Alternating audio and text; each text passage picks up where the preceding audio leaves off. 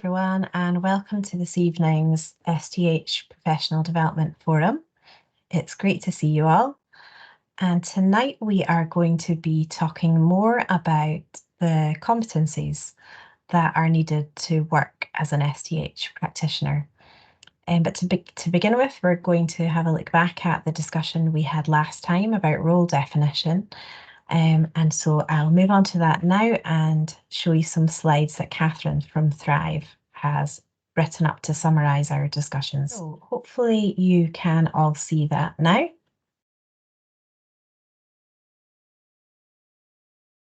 So these are some slides summarising the discussions that we had at the last forum back in December, looking at the definition of an STH practitioner, so the role definition. We heard from Damien, who gave us a presentation about this, and you then went into groups and had discussion and gave us some feedback. And the questions you were feeding back on were, what makes you an STH practitioner?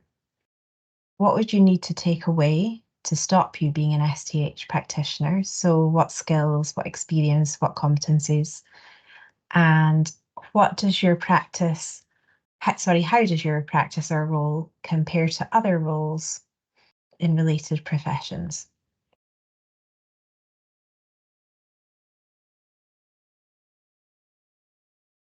And so you gave us lots of feedback using those questions, and Catherine from Thrive has written up a summary of what we heard from you.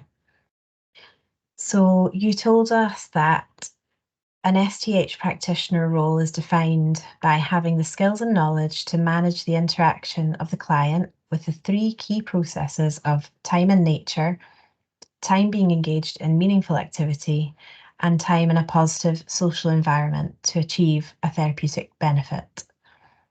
And that you needed to have an appropriate level of knowledge of horticultural practices such that activities can be designed and structured for the positive engagement of clients, and that you needed to have skills to ensure that the garden or nature continues to thrive despite any adaptations made for the needs of the clients. And you also needed to have knowledge and passion to connect and engage people in nature, while also having skills in group facilitation, in leadership, listening, and teaching. And finally, you needed to have an appropriate level of health and safety, safeguarding, and health knowledge to ensure that clients are supported and kept safe. So it would be great to hear now, and also any time after the forum, if you want to get in touch with me by email, you can let me know whether that looks okay to you or not. And I will now hand over back over to Fiona. Under each of these headings, there are smaller, there are subheadings or other details of more specific skills groups within these, but roughly speaking, it breaks down into three areas. The first one is kind of human health and healthcare and therapeutic skills. So these are the ones that you might have already if you're coming from a care role or a health role. And then in the middle are the kind of specific therapeutic horticulture tools and skills. So this is kind of helping someone develop a connection with nature, the pure sort of therapeutic horticulture activities where horticulture is adapted to the health needs of someone. So it's not necessarily straight horticulture anymore, it's horticulture through a therapeutic lens. The adaptations to tools and techniques that we all have probably made or used in our work or read about or witnessed, and the programming of activities through the year and according to the health needs of the person, health and safety considerations and so on. And the last three in green are all the sort of horticulture skills, the basic botany, site analysis and design of therapeutic and adaptive gardens. So that's really the summary of where these skills are falling into, roughly into these areas from the European discussions. So I thought that would be a good framework for us to think about, because there seemed to be a lot of agreement. It took a lot of work to get to these because, of course, people express things differently in different languages and in different cultures. There was a lot of apparent difference, but when we discussed more, it came to sort of into these, condensed down into these rough areas. So we wondered if it would be useful for us to break up into smaller groups and have a think about what we think the core competencies of a practitioner of therapeutic horticulture might be, and then come back together to share what our thoughts are. And then we've got a little bit of time to share that in a bigger group, and then we'll go back and have a chat about our own training and experience, so that we can see how much commonality there is, and begin to think about how much of a gap there is there, or whether we've got lots in common, and things are coming together into quite a neat agreed framework. It seemed like a good way to start covering these competencies to us. So I'll stop sharing now, but if you can maybe take a sort of mental snapshot of those, and then we can share our thoughts on those and our own training and experience under these rough headings later on in the meeting.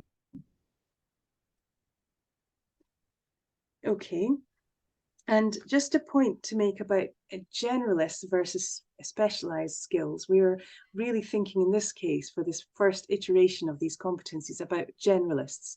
So the idea of doing a basic training that everyone has in common, that covers us to work with maybe a general group. So maybe sort of mild to moderate mental health concerns, or some support needs, but possibly not thinking about more specific, more intensive or high need groups, which might require us to do a bit more specialist training later in our career. So if we can think about that generalist idea at the moment. Good idea. I'll try and put those competencies in the chat. Yes, I'll do that, Carly. Okay, so Fiona, could yes. Could I just ask a on that list of competencies? What? See, I come from an IT background, and I understand that to mean, I think it means planning, does it? Defining programs?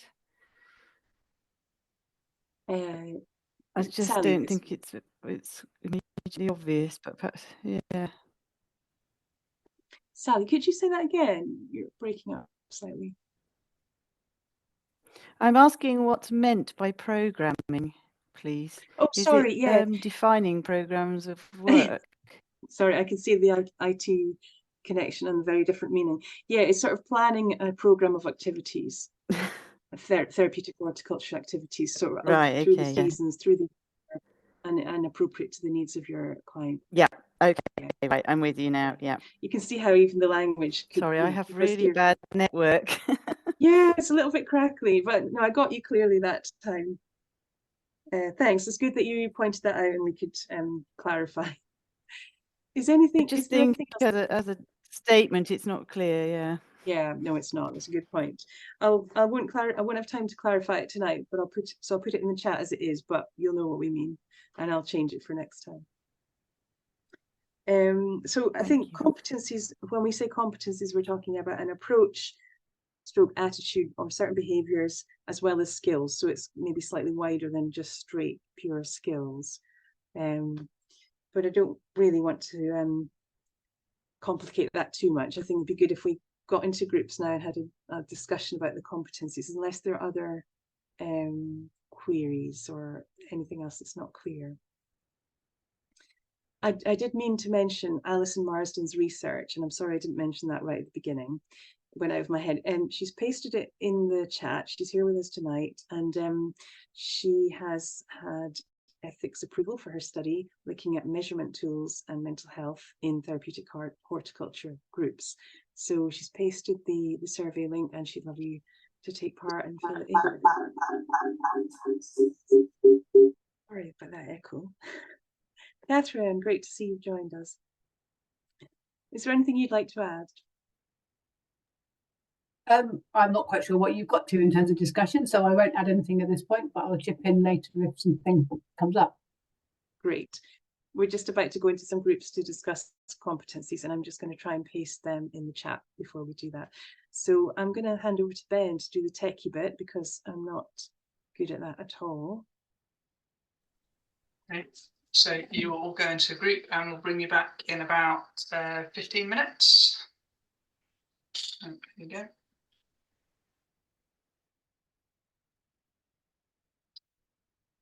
Back. Okay. I forgot to emphasize that maybe a note taker would be good, but perhaps you figured that out. You'll figure that out yourselves, and maybe you could nominate a spokesperson for each group. But I'd really like to hear what you've been discussing, if you wouldn't mind sharing in no particular order.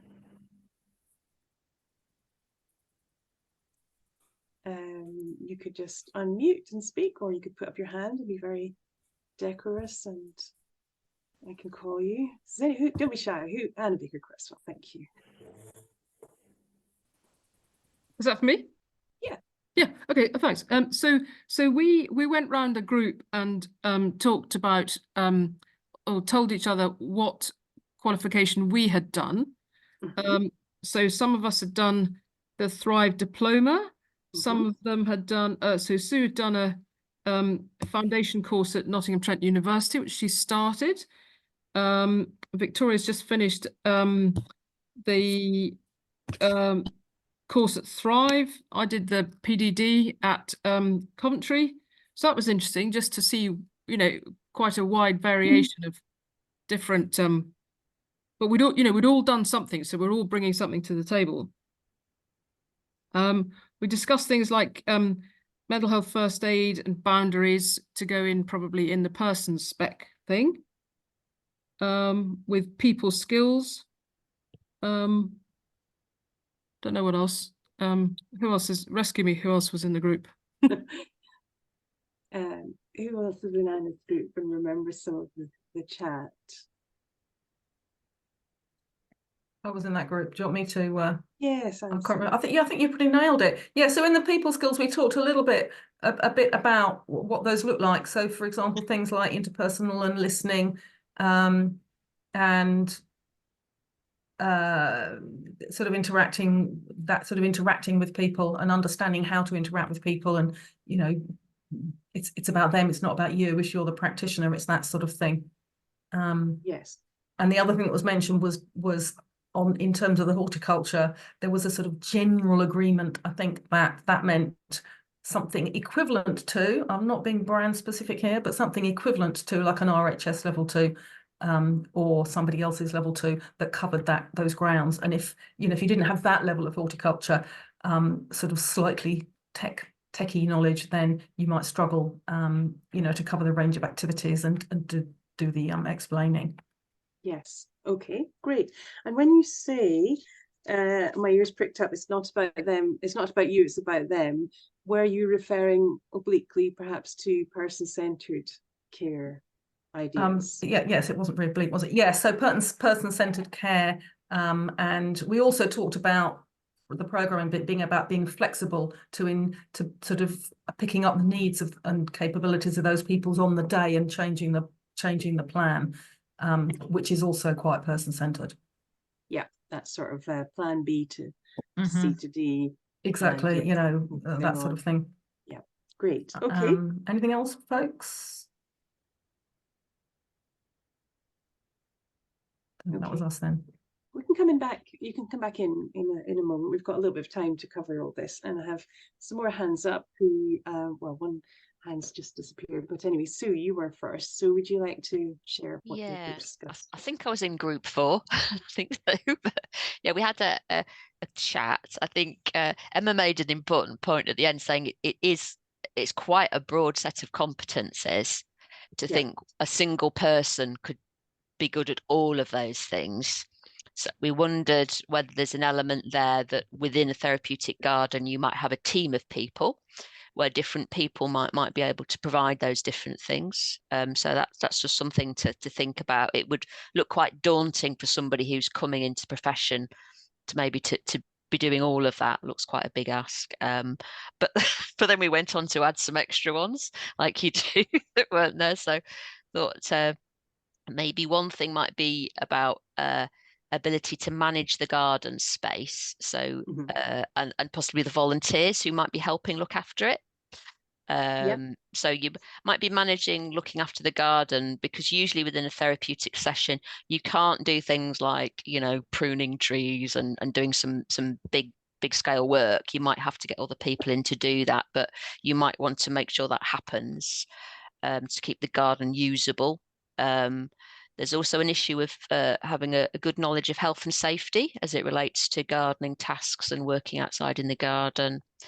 And then we thought, and again, this is just from our experience of liaising with agencies around referrers, bringing people into the programme, referring with agencies while they're in the programme with you, and then possibly the pathways for them afterwards, where you'd need to be liaising and feeding people into that. Yeah. I don't know, is there anything else, Katie, or Emma? Or... Am I on? We can hear you, yeah. Go Okay. All right. So we talked about as well whether the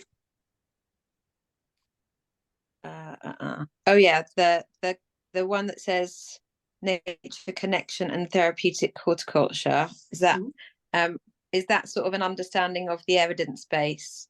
Is that what it means? Yes, that's one of the things that was definitely under there, well deduced. Okay. And the benefits and then I think Emma was saying the design thing is quite a big ask, sort of a bit like Sue was saying. Design might mean quite a lot, but it definitely, the bare basics would have to be an understanding of accessibility and adapting the space to all needs. That's it. Not necessarily being a Chelsea designer or having a lifetime design, but identifying when something's a therapeutic design or something's getting in the way of something being accessible and therapeutic, and understanding what is therapeutic design and so on. Okay. And it is a big ask. We are bringing together elements of two different professions and splicing them together so that there's a third area, which is the specific skills of therapeutic horticulture. So it is, but I think a good practitioner will have skills in all three of those areas. So it's good to hear that. Francesca, it disappeared for a moment, but it's back up. So let's hear just in light of what those last two groups were talking about, the element of social seemed to be missed out. I agree with the managing therapeutic group section, which I know we're going to discuss in a bit. But underneath that, in red on your original form, it said nature connection and therapeutic horticulture, which the previous group member was just talking about. Would it not be wise to actually have their nature connection and social therapeutic horticulture there, because we seem to have missed that off? So they were just talking about the social aspect. I think it would fit in there. That's just my view. And when you have the very last sentence exactly what you were just saying before, including design, you could have maybe including management stroke design, or management and then describe what element of management that would be, which includes also therapeutic design, for example. And so that you could get a designer in, but you'd be managing that. So that's all so far. Okay. Different ways of expressing that, aren't there? You know, what level of design? We're not expecting you to be able to do a scale drawing, but we do think we want to recognise what's needed in the design therapeutically, and to notice when a landscape architect's breezing in and saying, oh, we're going to put that there, and it's not going to work for your therapeutic plan. So yes, managing the design might be a good way of expressing that. Thank you. And yes, the social, I'm really bad. I keep missing that word out because it's just easier to not say social and therapeutic horticulture every time. But I know why it's there, and I think it's important. And yes, I mean, we've had this a lot with the discussions with the European partners as well, you know, that where do the things go, and they could be arranged differently. But I think managing a group, but also making sure that the social experience in a session or in a garden is therapeutic, and that's possibly different, and people do get a huge benefit out of those social interactions. So yeah, that needs to be carefully thought about and described and positioned. Now, by my reckoning, there's still maybe a couple of groups still to contribute. Claire? I was in group 4.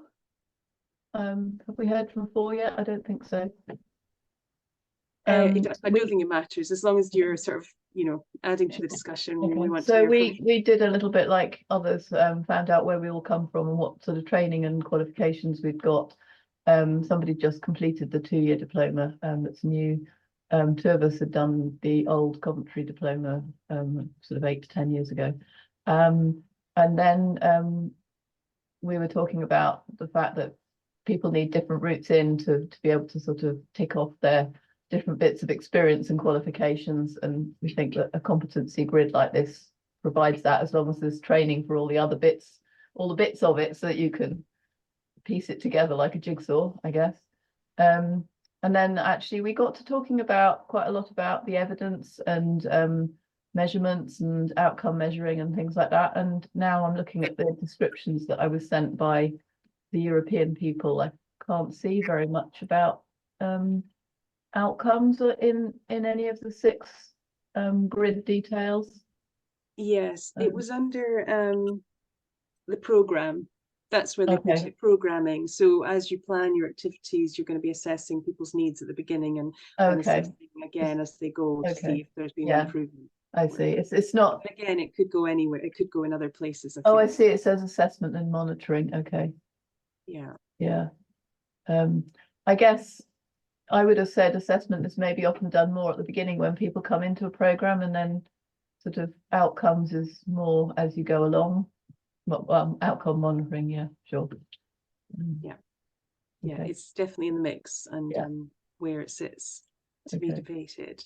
Yeah. I think that was pretty much what we covered. Okay. So no one's throwing up their hands and saying, well, this is absurd and it can't possibly be this. And I think Sally's trying to say something. Is she? Okay.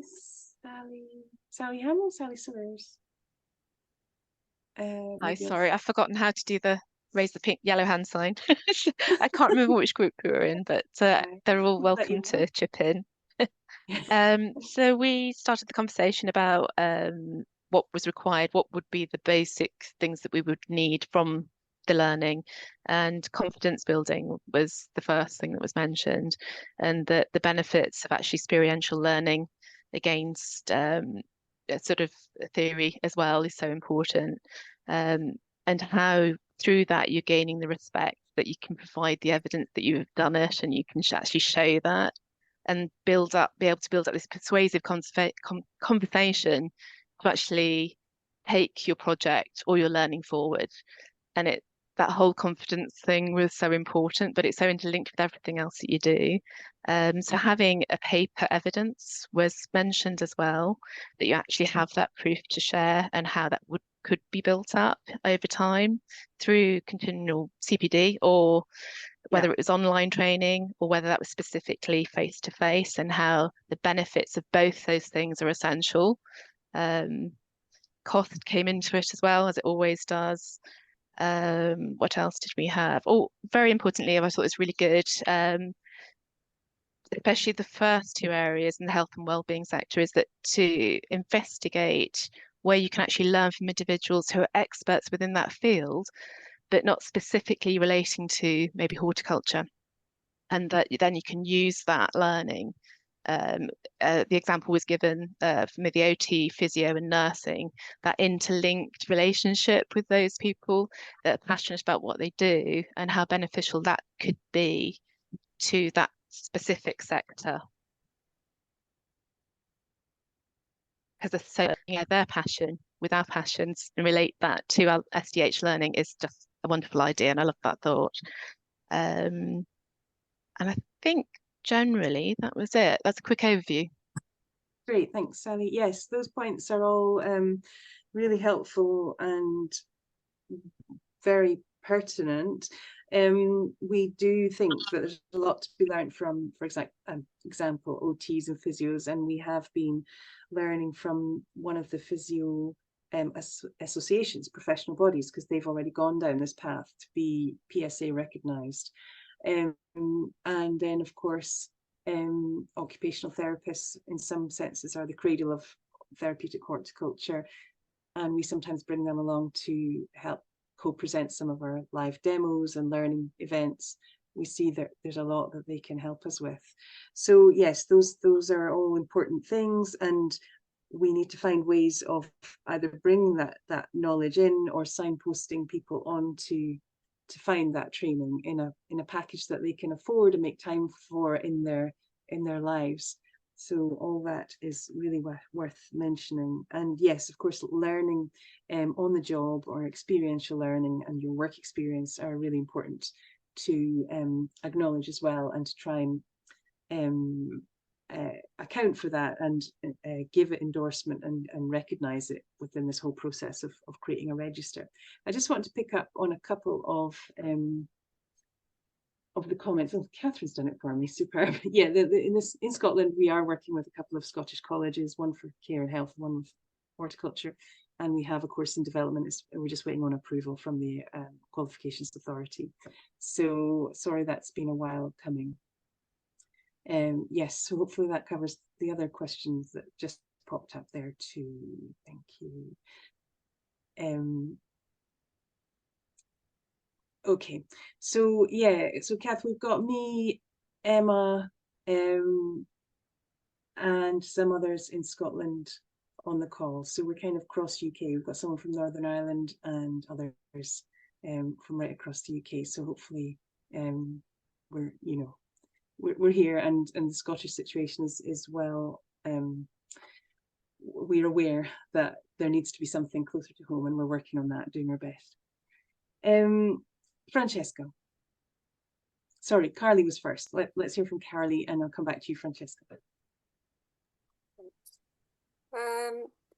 I thought what was just being talked about was quite a good segue to sharing what our group was talking about.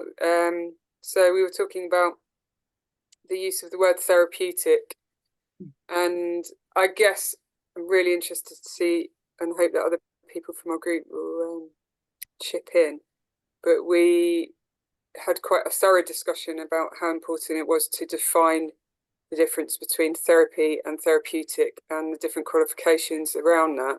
So in the project that I've set up, we have trained therapists who offer counselling one-to-one. I'm one of them, and then I've brought other people in, and I'm also trained in social and therapeutic horticulture from the Coventry course. But the social and therapeutic horticultural staff that I've brought in have just done social and therapeutic horticulture.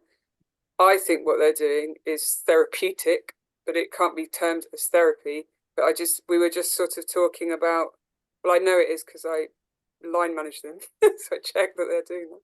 But I think this is really, really key to like the register and the profession. And it was quite a robust conversation we had in our group, so I'm sure it will continue to be so. Yeah, I agree, and that's why we're careful to use the word therapeutic practitioners and not therapist at the moment. I think that would have to be a master's course down the line, because as you know, there are lots of designations of professions that have the word therapist in the title, and that is regulated legally, and so we're very careful not to claim that, because we don't have degree level training, and most people in our network don't have that, and we're not really referring to that level of practice when we talk about our practitioners for now. And there might be a demand for a master's level that could be called a therapist, depending on the training that goes in there. There are still, I thought I'd sort of calmed it down in Scotland, because there were some colleges claiming to teach horticulture therapy, horticulture colleges, and no therapeutic input. And so I kind of started talking about why it was important to be careful about that kind of technology and terminology, and talking about our plans for a course and the Thrive course, and the idea of a professional body. And that it sort of had quietened down, and it wasn't happening anymore. But I spotted someone the other day who's still offering that course. I don't know what they teach, but certainly it shouldn't have that word in there. So anyway, that's important, and I'm glad you raised that, Carly, and we're aware of it, and we hope that everyone is clear about that and happy with that, because it is important. So thanks. I'm just wondering if anyone else in our group wants to input into what I've just summarised briefly. think you said it very, very concisely. Okay. Don't want to leave out any. Okay. I think I'm very conscious that everybody else in our group was talking about qualifications that came from down south, and without, at the moment, there isn't a Scottish qualification. And I looked at doing the Thrive course, but I would have had to spend thousands and thousands of pounds, and it didn't have appropriate accreditation apart from with Thrive. And I wasn't going to spend thousands and thousands of pounds and travel to a place, because the only place they were running it was Reading. And Reading is probably the most difficult place to get to from where I live. And you would probably spend 2 days traveling. So, I mean, it's just not a feasible thing to do from where I reside. And that's just the long and the short of it. I am, however, having been a health professional, very aware that if you are involved in any form of therapeutic intervention, let's put it that way, if you get it wrong, it can go disastrously wrong for clients. So actually, I'm not comfortable in people not having a level of training for that reason. And that's more than the horticulture training, because I'm doing horticulture training at the moment. I think, you know, how do you ensure that everybody has enough skills in terms of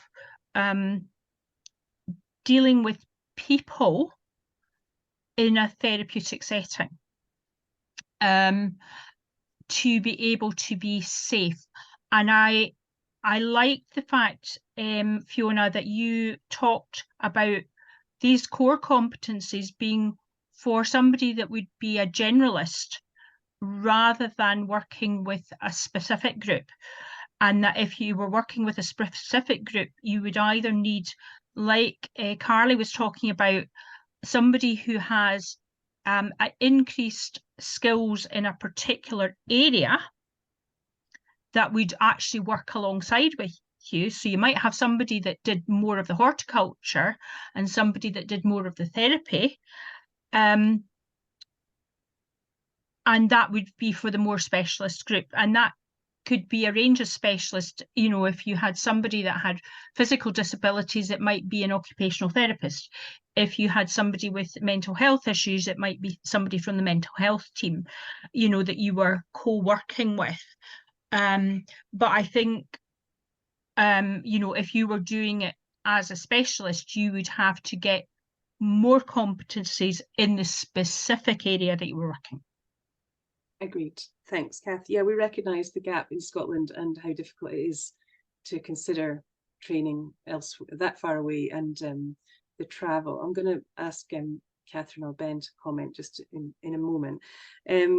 But I think the training that we need people to have to think that they might be, to say that someone's competent, we've this idea of scope of practice, limit of practice is coming up a lot. So people need to understand when they're not competent to practice with a given group anymore, when things are deteriorating beyond something that they can cope with, or that they need to refer on to a colleague who maybe does have the skills, or to reject a referral to say, I'm not skilled enough to work with this person. I think that has to be part of the training and part of the competencies we're looking for in whatever shape the register takes. It has to cover that by those mechanisms, and or to seek further training before you agree to work with a group, and to recognise when your training is maybe not enough.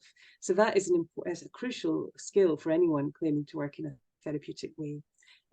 Catherine, Ben, would you like to comment further on the Thrive course? Or I'll hop in just to say, you know, I'm very sorry that Reading is such an inaccessible place for some people, but it's where we are, it's where we can afford to be at the moment.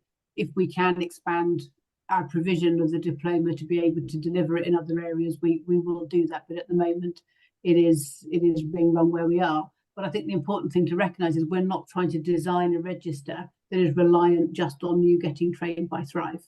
We're not looking to have that sort of monopoly. What we want is to define competencies that you can demonstrate you can meet through other, a multitude of different ways, whether that's formal qualifications or experience. And the idea is that it is more flexible than that. Obviously, if you've got the Thrive diploma, I hope that would tick a box automatically for you. But if you've not got it, you've got training from elsewhere. As an association, we want to be able to say which sorts of training are going to be appropriate and are going to give you a number of ticks in the box or points to prove your competence to be able to practice. And I see there's a couple of questions have been coming up about how many credits would be needed and what sort of CPD. And I think that's getting into the detail that we're not there yet. At the moment, we're trying to say, well, what is the competencies that we need?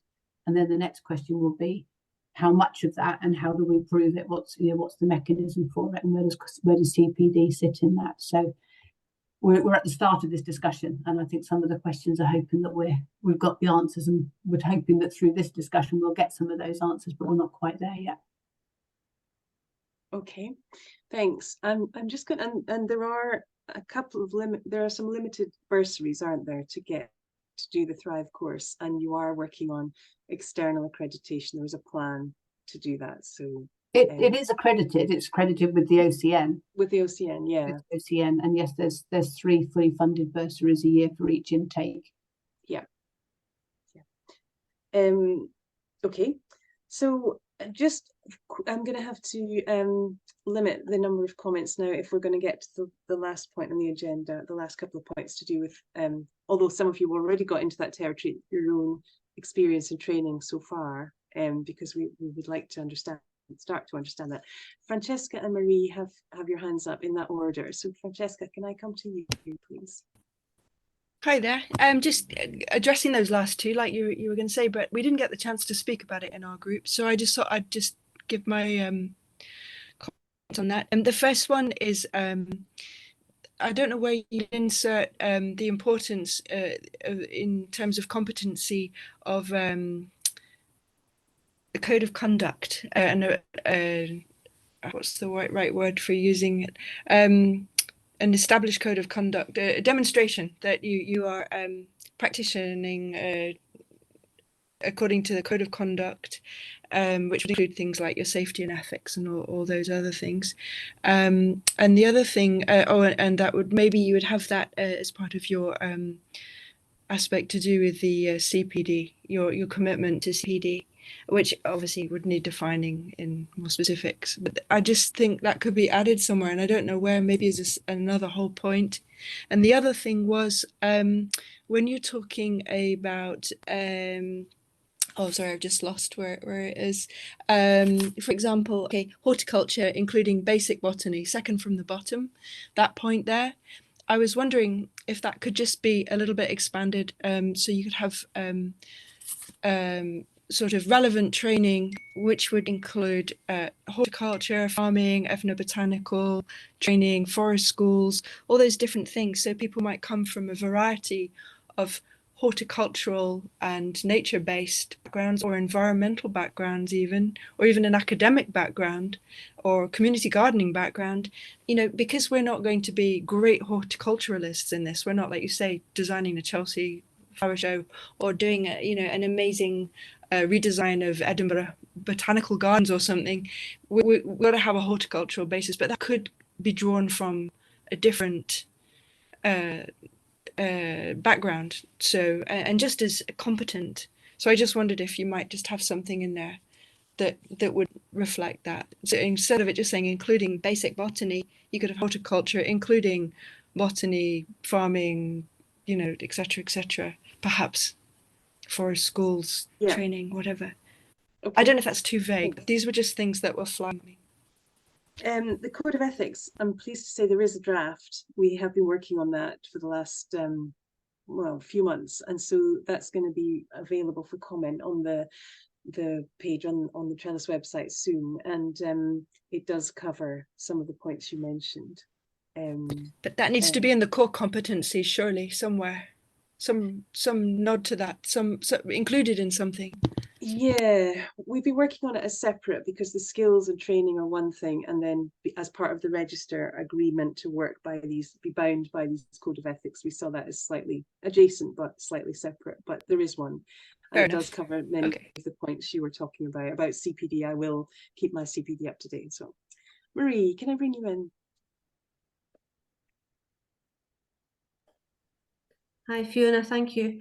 Now I missed the very first slide when I joined, so you might have done this at the very beginning, but I had worked on competencies and everything in a previous career in financial services, and the way we looked at it was we had three things. The first thing was the job description.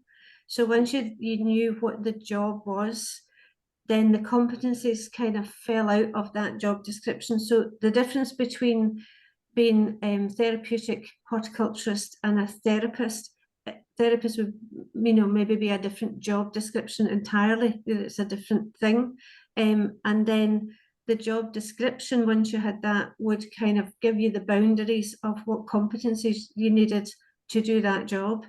And then the third thing that kind of fell out of defining the competencies was that each month everyone had an appraisal and, you know, of their performance, and your appraisal was made up of, say, 8 competencies, and you were looking each month to say, where's the evidence that I've shown that competency this month? So there was kind of 3 things, and the job description was first, then you had the competencies of how to do the job, and then you had the appraisal to measure where you shown those competencies in your day-to-day work. And I know that might not work because a lot of us work on our own, but even the job description first would give you maybe the boundaries of the competencies that you need for one role, and maybe it's a completely different role for something else that's going to need other. And then just another wee thing is about qualifications. So I'm in Southern Ireland, I'm in Wicklow, and so I have a Bachelor of Science in Horticulture over here, and as part of the degree course, we do a module in Social and Therapeutic Horticulture, and it's Thrive material that we would use in that course. And then since then, I've done a couple of online courses with Thrive, and I've done activity programs and stuff with Trellis. But I suppose I would be in the same boat as if I was at home in Scotland, in that what qualifications would fit. And also, could someone in Ireland be registered in the UK, or is it only to operate in the UK that you could do it? Because there's nothing in Ireland either. Gosh, too many huge questions for tonight. Noted, thank you. Noted. That's further down the line, maybe. Yeah, well, and great that you've raised them, because it's kind of stuff we like to hear, and we can certainly work with between meetings. The job description and competencies falling out of that is a great model. We can learn from all different kinds of other professions. And in fact, I had a meeting a few years ago with one of the leading lights in South Korea who explained exactly how they did it, and it was like that. You know, they have quite a lot of people working in this kind of role, and they took the job description and the training fell out of that, and so that's kind of how we started planning our course, and so it's been done in reverse and the other way around too. So it's a really good model, and I'm glad you raised that. Yes, lots to think about there. I would really like to squeeze in this bit about some of you started talking about the training experience you already have. And I think because this emerging professional register is going to be at the start, we are going to have to have a period of grandfather rights or legacy rights, where people come in with their experience, and then from then on we start to say, okay, this is the general career path that involves getting these qualifications. So we would really find it useful to get a sense of everyone's qualifications and existing training, so that we're aware of it all, so we don't miss anything out in our thinking. So I'm going to hand over to Ben to take us through that, and just maybe grab some notes in the minutes we've left. I've kind of let us go over time a little bit on the agenda. So Ben, would you like to speak about that? Yeah, sure. Well, thanks all so much for all the comments so far. It's really great to hear, and yeah, it's great to be on this journey and to continue kind of gathering information. And this is just an opportunity for us to capture together a bit more information in terms of the training that you've done that supported your development in relation to each of the competencies. So in a moment, I'm going to open up a whiteboard, or at least I hope I am. I hope it's going to work. And it will ask you to sign in, and you don't need to sign in. You just can close that. And on this whiteboard, what you've got is each of the competencies that Fiona's shared, with some slight some subheadings as well. It's very small when it first comes up, but you've got a little plus sign down at the bottom, which you can click on and zoom right the way in. And what we'd like you to do is to use the sticky notes, which you can see on the left-hand side. It's a little square with a triangle, or you can press N. And then in each of the boxes, if you could put into them different courses that you've done, which you found valuable for your development and practice, that would be really great. So just set up a sticky note using the box on the left, or press N. You can make the sticky notes smaller with the corners, and then put them into the boxes which are relevant to the different competencies and where your qualification where you feel it fits. Obviously, this is picking up the courses and the training. It doesn't pick up the kind of softer stuff in terms of tacit or experiential learning, but it's just to help us to get a bit of a picture as to the sorts of things that people have done and what's been valuable. Good. It looks like everybody's in. If someone's commented that it's too small, there's a plus sign just down at the bottom. If you if you use the plus sign, you can zoom right the way in. Can I just ask, can we fill this in afterwards? Because I'm on my phone for a whole host of reasons. Is there an opportunity to do it later? Yeah, absolutely. If you message me, then I can send you the link afterwards. Cool. Thank you. Yeah.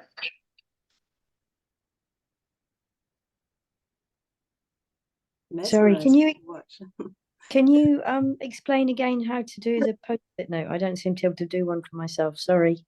That's okay. So on the left-hand side, there's a load of icons. The top one's a little arrow. If you look at about halfway down is a square with a little triangle, and if you click on that and then click the color that you like, you can pop it in.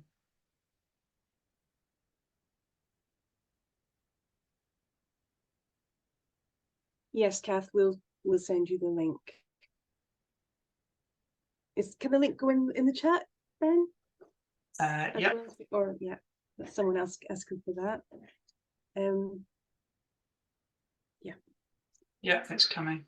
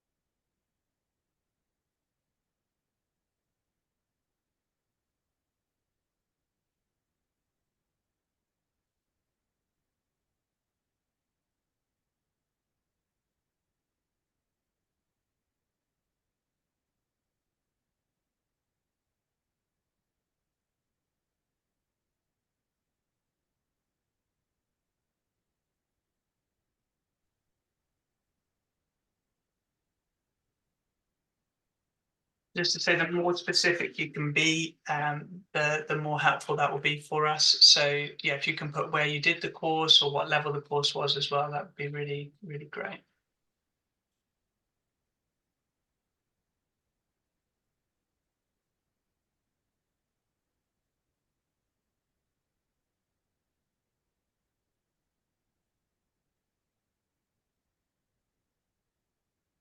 I'm really sorry. I still can't make it work. I've pressed on the sticky note. Yeah. And I've pressed a colour, but I've just got dots all over the place. Oh no. Yeah, me too. Sorry, I don't want because I'm on a tablet. I'm on an iPad, so maybe that's Maybe. Oh no, I'm just on a my computer. screen's going haywire. Everything's diving everywhere, and every time I click on the note to type on it, it vanishes. I've got the same problem. It's like some kind of migraine nightmare. What I'm looking at. Can I just put mine in the chat? Would you be? Yeah, that's fine. If you can't get it to work, pop it in the chat, and I'll pull it out after. That's great. Thank you.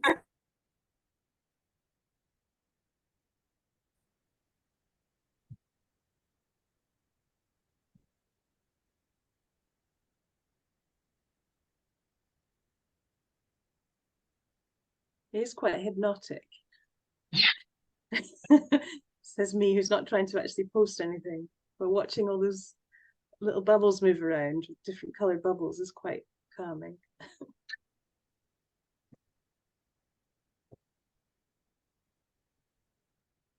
There's a lot of skills out there, a lot of training.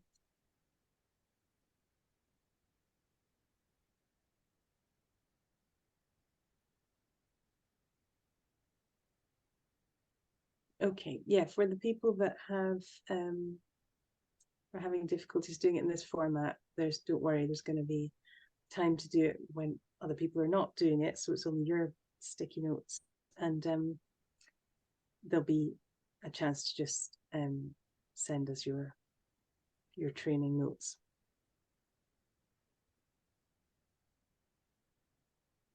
Yeah, I think it's starting to slow down a bit now in terms of additions. You can see lots of sticky notes. Yeah.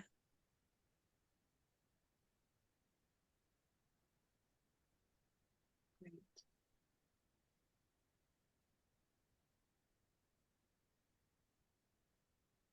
Some really interesting courses coming up too that I want to go and do.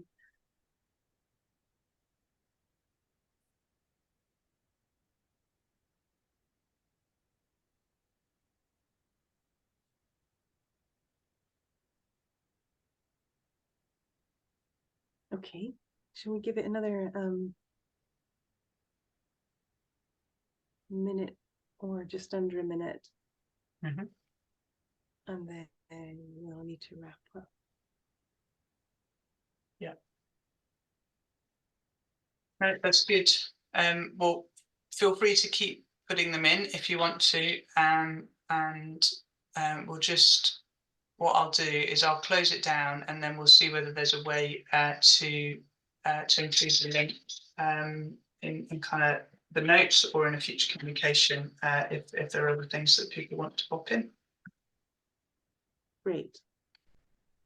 Is there anything else you need to tell us, Ben, or you want to say about it? No, I think that was everything that I had. So thank you. That's really good, and we'll collate that, and it will really support us in terms of our knowledge and the decisions around the training criteria and things that we're looking at related to each of the competencies as well. So that's really helpful. Thank you all. Great. Okay.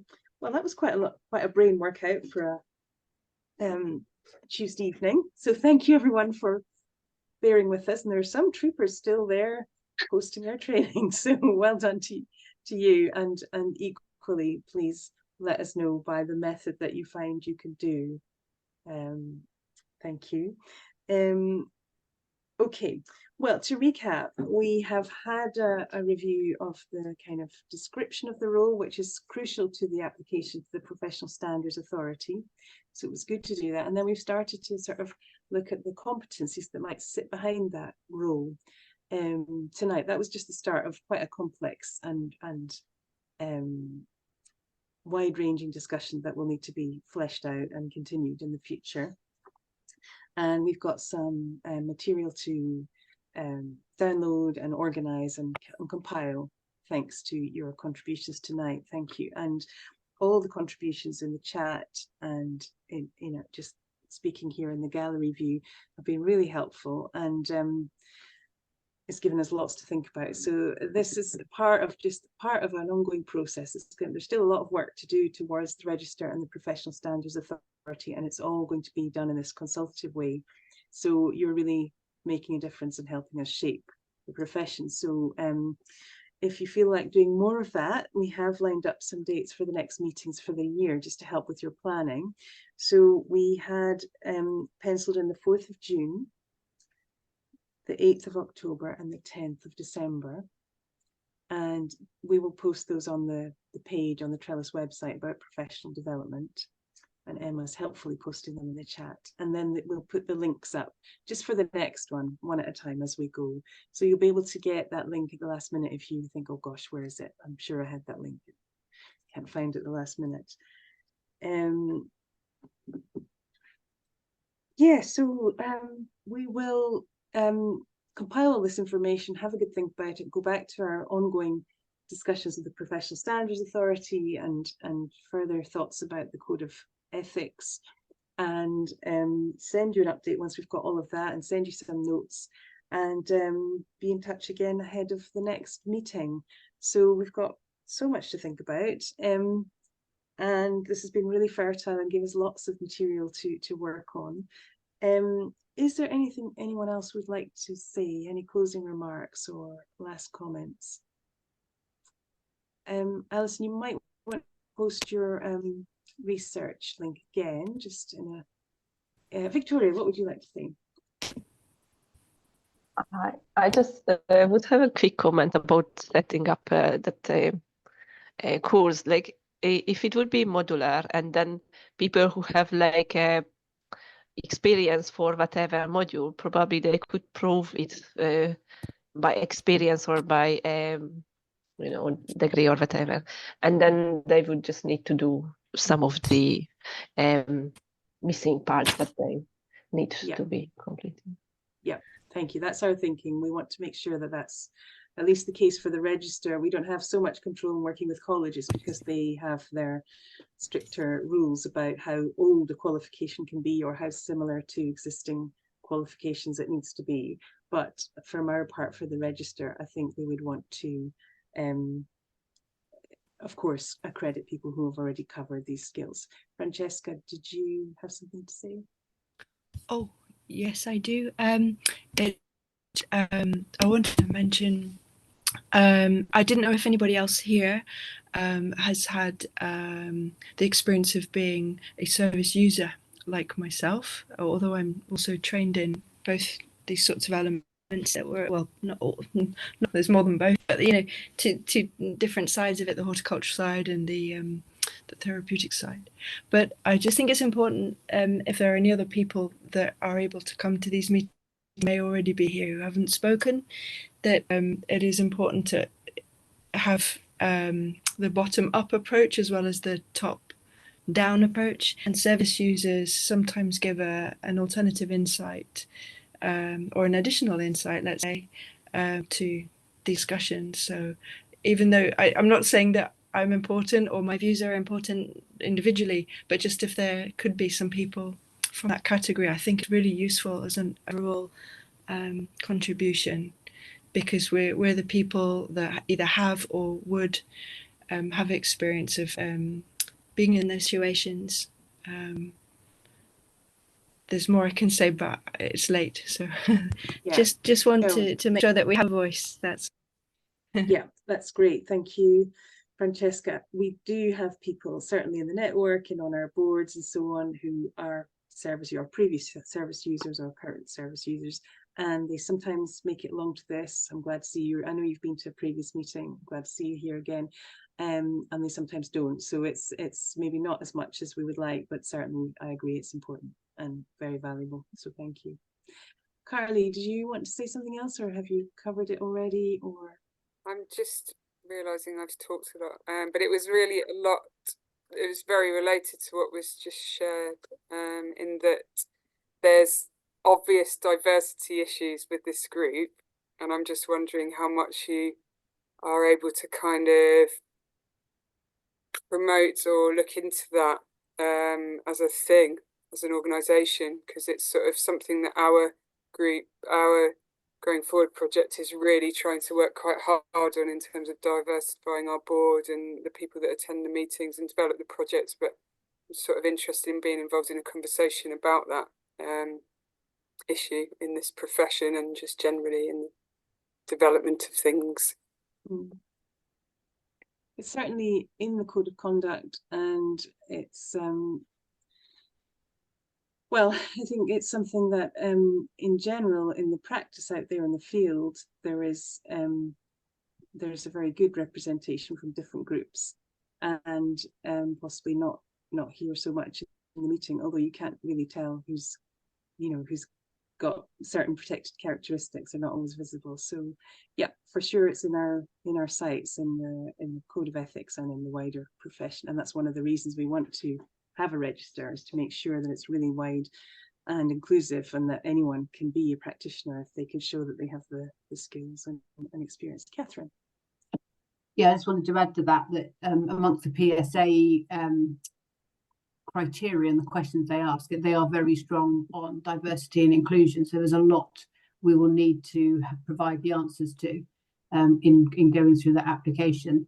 And just to assure people that whilst we're using this forum as an opportunity to discuss and collect information and test ideas, we will make sure that consultation is wider than that, so that we go out to everybody that's on our list. We've got back, I think, over 200 people on the list. Not everybody can make a Tuesday evening discussion forum like this. So, for example, with the Code of Ethics, when we get that up on the site as a draft, we'll attach just a very short questionnaire that can go with it, so people can read it in their own time, digest it, provide their answers to us if they've got particular thoughts, if they think we've missed something in that. There will be opportunities to do that in a way which hopefully will be suitable for everybody, because I know that sitting in these forums isn't really, not everybody wants to do it, not everybody's comfortable chipping in and commenting. We want to make sure that everybody does get a chance to have their say and be part of that consultation process.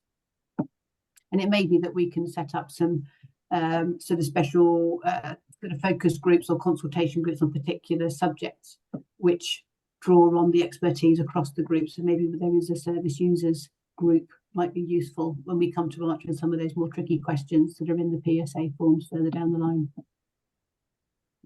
Thank you, Catherine. Okay, we are just 4 minutes over time, so I'm going to draw it to a close. And thank everyone once again for all your contributions. It's been a really productive meeting, and I hope the post-its didn't cause too much of a headache for too many people. I saw the word migraine posted, and I hope that was humorous rather than actually symptoms being reported. So have a good evening, everyone, and we look forward to seeing you again at the next meeting in June. Thanks for your time. Good night.